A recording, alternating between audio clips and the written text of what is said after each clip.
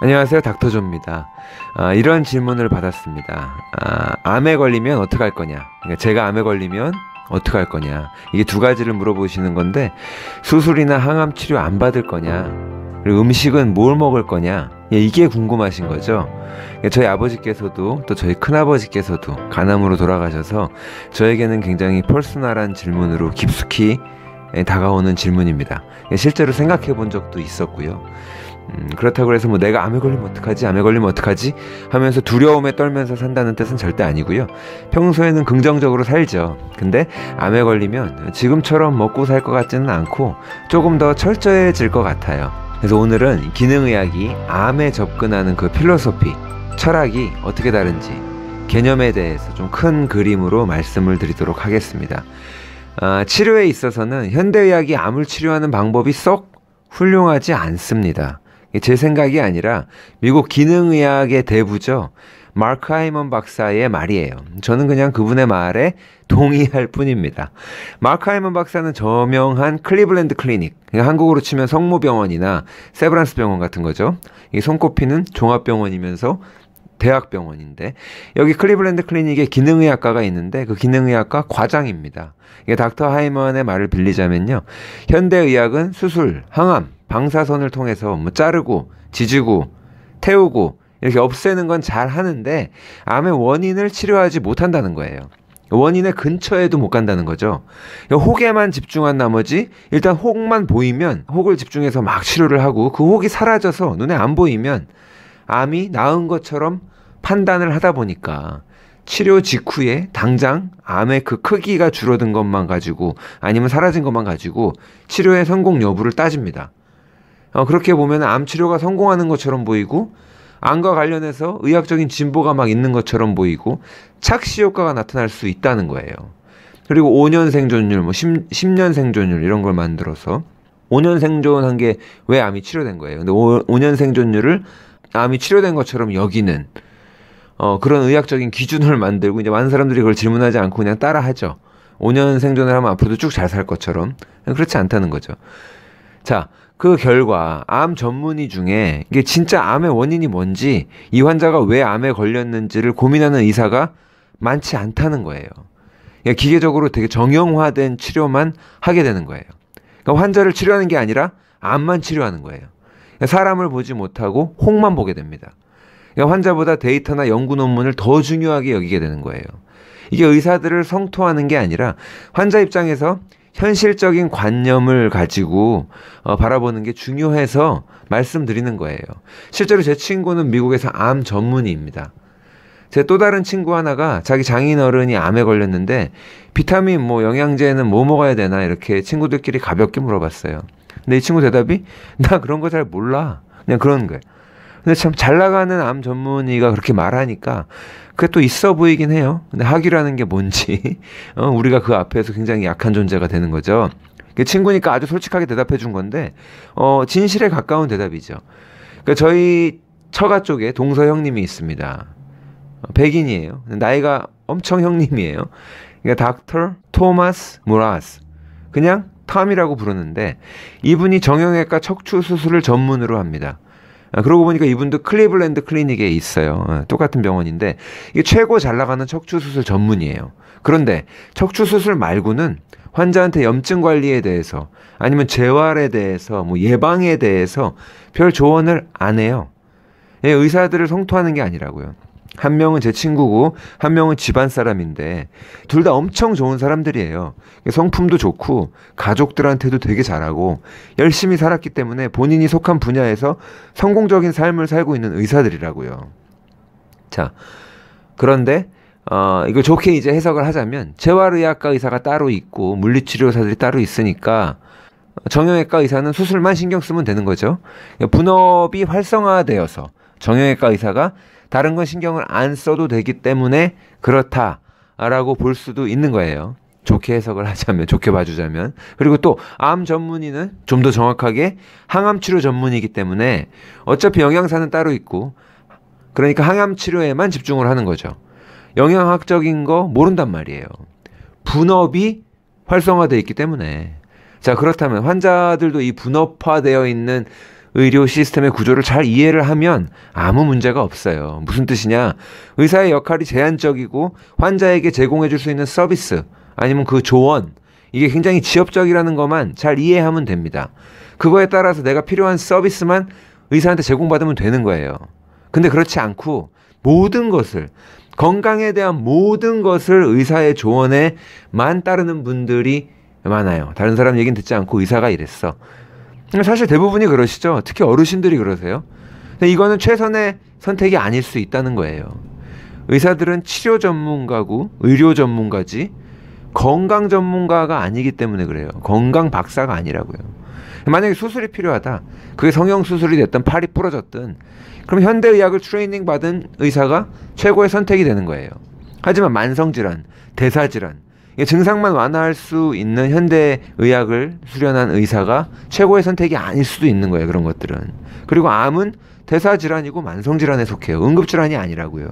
사람의 대사뿐만이 아니라 이 감정까지도 연결된 질환이기 때문에 아주 미세한 부분만 치료하는 의사는 맞지 않을 수 있죠. 전인적인 암이라는 질병을 치료하기에는. 자, 그렇다면 기능의학은 암에 어떻게 접근할까? 기능의학이 암 환자와 의사 모두에게 큰 도움이 됩니다. 힘겹게 암과의 싸움을 이제 시작해야 되는데 보탬이 돼요. 힘을 실어준다고요. 환자에게 뿐만 아니라 의사에게도 힘을 실어줘. 어떤 힘을? 최고의 건강 상태를 발휘할 수 있는 힘을 실어주는 거예요. 그러니까 의사 혼자 할 일이 아니라 환자가 의사와 함께 힘을 합쳐서 암의 뿌리, 원인을 찾아서 바꿔보는 노력을 하는 거죠. 우리 몸을 바라보는 시선이 두 가지가 있습니다. 하나는 언제 고장날지 모르는 그냥 생화학 덩어리, 그렇게 우리 몸을 바라보는 시각이 있어요. 이 경우에는 병이 낫기 위해서 또는 우리가 생존을 하기 위해서 의사가 됐든 뭐가 됐든 외부의 적극적인 간섭이, 개입이 필요한 거죠. 외부의 도움이라고 할게요. 인터벤션이라 그래요. 또 다른 시선은 우리 몸은 스스로 치료하는 힘이 있고 치유하는 힘이죠. 어떻게든 정상화하려고 노력한다는 거예요. 그 치유의 힘은 우리 몸에 내재되어 있다고 보는 거예요.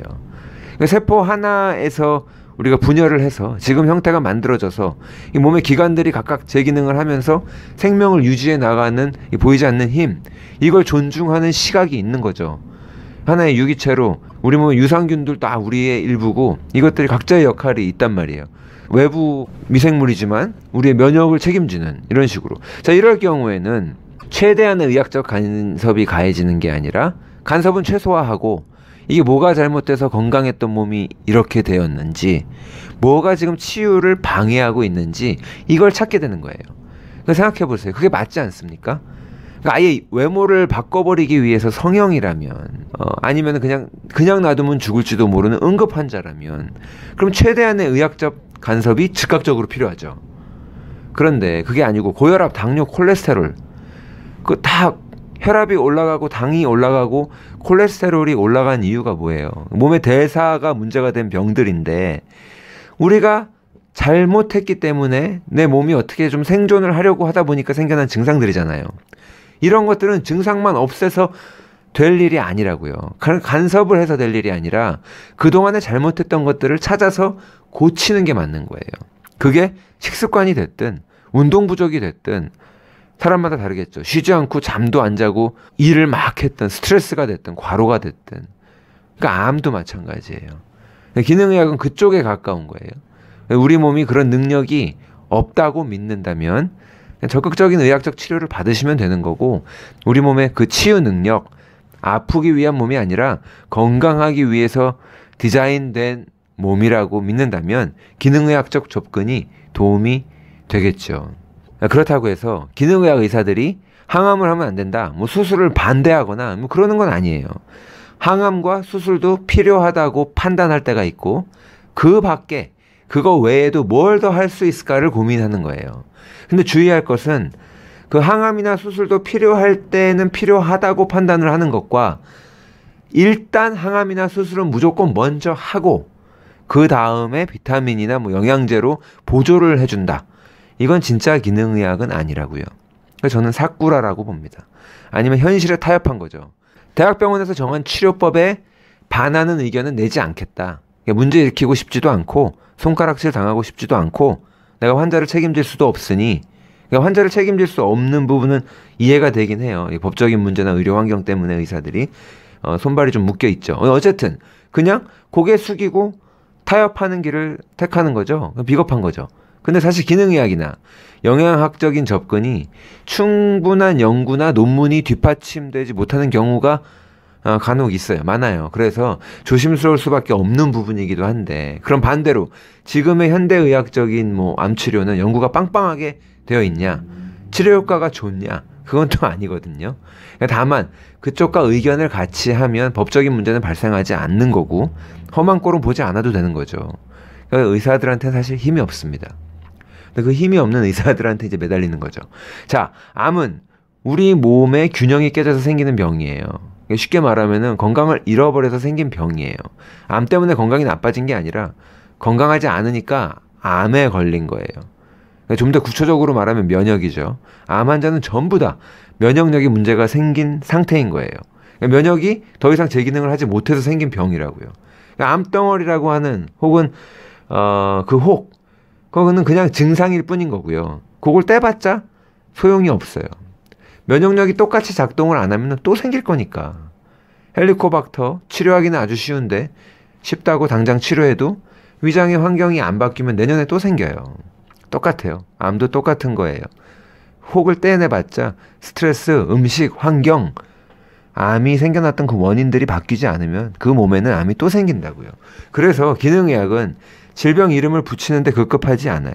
질병을 바라보는 시각이 좀 다른데 우리 몸을 장기별로 아니면 파트별로 나눠서 따로따로 보지 않고 질병이나 증상이 있으면은 그 몸 전체 총체적인 시스템의 문제로 바라봅니다. 그래서 그 고장난 시스템을 올바르게 바로 고치려고 하는 시도를 하는 거예요. 원인을 찾아서 원인을 고친다고 이야기하는 거예요. 증상을 없애는 걸 치료라고 하지 않는 거예요. 원인을 찾는 거예요. 이런 관점에서 보게 되면 질병을 보는 시각이 달라집니다.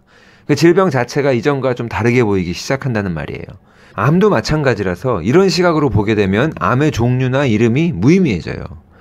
암의 진단명은 암이 생긴 원인과 상관이 없으니까. 그러니까 똑같은 진단을 받은 암 환자 2명이 있는데 예를 들어서 유방암이라 그럴게요. 유방암. 병명은 둘 다 유방암으로 진단을 받았지만 원인이 전혀 다르고 둘이 전혀 다른 질병일 수 있다는 거예요. 그러면 치료 방법도 전혀 달라야 한다는 거고요. 그러니까 정확한 병명을 알아냈다고 해서 지금 이 환자분이 뭐가 문제인지, 그동안 뭐가 문제였는지, 앞으로 뭘 해야 하는지를 알 수 있는 건 아니라는 거예요. 모르시잖아요. 특히 암이 발생한 부위별로 종류를 나눴는데 처음에 폐암, 간암, 뭐 대장암, 위암, 유방암 이런 식으로 이런 분류법은 밑에 깔려있는 원인, 메커니즘, 패스웨이 뭐 그런 것들을 알 수가 없다고요. 그러니까 점점 알아가면 알아갈수록 그 단순하지 않아지니까 점점 그 같은 유방암도 또 종류가 아니고 그 진단명만 늘어나는 거죠. 근데 제일 중요한 거는 이 환자에게 다른 부위도 아니고 하필이면 왜 간암이, 왜 유방암이 생겼는가 하는 정보가 없다는 거죠. 오히려 한 명은 대장암이고 다른 한 명은 전립선암인데 둘이 원인이 같을 수도 있는 거거든요. 마찬가지 이유에서 둘 다 똑같은 유방암 환자라 하더라도 원인은 서로 다를 수 있는 거고요. 그러니까 조직검사해서 암의 종류만 구별할 게 아니라 이 특정 환자, 이 사람의 경우에는 왜 암이 생겼을까 하고 사람을 들여다봐야 한다는 거예요. 암 환자가 뭘 먹을까? 아니면 저에게 당신은 암에 걸리면 뭘 먹을 거냐 하는 질문 속에는 뭘 먹으면 암이 나을까? 그걸 알고 싶은 의미가 내포된 경우가 많아요. 그렇게 질문을 하신다면 답이 없지요. 드릴 말씀이 없죠. 그런 게 있으면 누군가가 그걸 갖다 팔아서 떼부자가 됐겠죠. 암 환자들이 가장 두려울 때, 심리적으로 가장 약할 때 장사꾼들이 파고듭니다. 이거 먹고 누구누구가 다 나았는데 뭐 그런 말은 믿지 마세요. 그랬으면 암이 진작에 정복됐을 거예요. 괴혈병에 레몬, 뭐 오렌지 먹으면서 치료가 되는 거를 발견을 했어요. 그러면서 그 뭐야 하고 알아봤더니 비타민 C였네. 비타민 C가 발견된 것처럼 암도 그런 식으로 끝나버렸겠죠. 알고 봤더니 무슨 버섯에 어떤 물질이 있는데 그게 결핍이 되면 암에 걸리더라. 그것만 먹으면 암에는 걸리지 않는다. 그럼 그 물질을 비타민 W라고 명명하자. 그러면서 암은 역사 속에서 사라지고 비타민 W가 널리 알려졌겠죠. 근데 안 그러잖아요. 무슨 뜻인가? 암은 단순한 영양소 결핍이 원인은 아닌 거예요. 암 환자가 영양소 결핍이 심해지는 건 맞지만 서로 다른 거죠. 자, 그러니까 암 환자는 뭘 먹어야 할까? 이게 궁금하실 때 집중해야 하는 부분은 뭘 먹으면 건강한 토양을 만들 수 있을까? 내 몸속의 환경을 얘기하는 거예요. 내 몸속의 건강한 토양, 건강한 환경을 어떻게 만들 수 있을까? 거기에 집중을 하셔야 됩니다.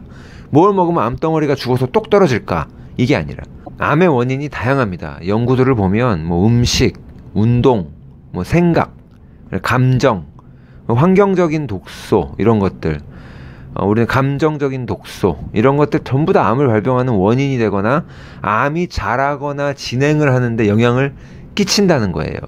설탕만 잔뜩 들어가고 영양소는 거의 없는 음식을 우리가 매일 먹고 운동은 거의 안 하고 장기적으로 스트레스를 받고 죽지 못해서 살고 있으면, 거기다가 이제 환경이 너무 안 좋아서 공해가 많고 환경오염이 많고 특히 중금속에 노출되어서 살아왔던 것 때문에 암에 걸렸다고 하면, 반대로 영양소가 풍부한 채소 위주의 음식을 먹고 육체적인 활동이나 운동을 늘리고 사고방식이나 생각을 바꾸고 그 스트레스에 반응하는 태도를 바꾸고 몸에 쌓인 독소나 중금속을 해독을 하는 것도 중요하지만 더 안 먹는 것도 중요하니까 유기농으로 먹고 환경을 바꿔나가는 게, 이게 암이 생겨나고 자랄 수 있었던 우리 몸의 환경을 바꾸는 유일한 방법이에요. 우리 몸이라고 하는 토양 자체를 바꾸시라는 거죠.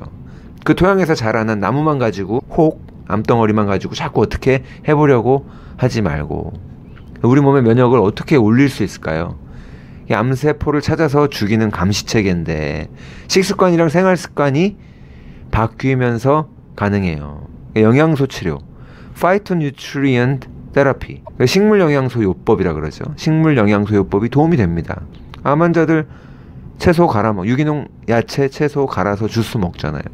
암을 일으키는 독소, 독성들을 누가 어떻게 빼주는 게 아니에요. 그러니까 우리 몸이 잘 빼낼 수 있도록 해독하는 능력을 활성화시켜 줄 수는 있다고요. 꽉 막혀있는 호르몬 대사를 개선해 줄 수 있는 거고요. 암을 일으키는 인슐린 과다를 개선해 줄 수 있는 거고요. 인슐린 저항의 문제는 뭐 순전히 먹는 것만 바뀌어도 90%는 고칠 수 있잖아요. 우리가 그걸로 혈당 낮출 수 있고 고지혈증 낮출 수 있잖아요. 또 유전자들이 어떤 신호를 발현하는가, 그것도 조절하는 그 신호를 우리가 넣어주는 건데 음식이 그 신호예요. 음식, 영양소, 식물 영양소 이런 것들이 좋은 신호를 주고, 반대로 스트레스, 독소, 염증 반응 같은 것들은 나쁜 신호를 줘서 유전자의 변이를 일으킬 수 있는 거죠. 우리의 생각도 긍정적인 생각, 베푸는 마음, 넓은 아량, 사랑, 그래서 이제 기분 좋은 감정 상태는 좋은 신호를 주는 거고, 우리 몸의 토양을 좋게 바꿔주거나 유지해주는 것들입니다. 오늘은 그 전체적인 관점에 대해서 말씀을 드렸고요. 방송이 너무 길어져서 다음 시간에는 이 암을 예방하거나 아니면은 이미 암에 걸렸다면 그 암의 성장을 막는 기능의학적인 전략에 대해서 구체적인 방법들이죠. 그것들을 말씀드리도록 하겠습니다. 혹시 본인이나 가족분들이 암에 걸렸다고 하신다면 망연자실 너무 이렇게 용기를 잃지 마시고 힘내시기 바랍니다.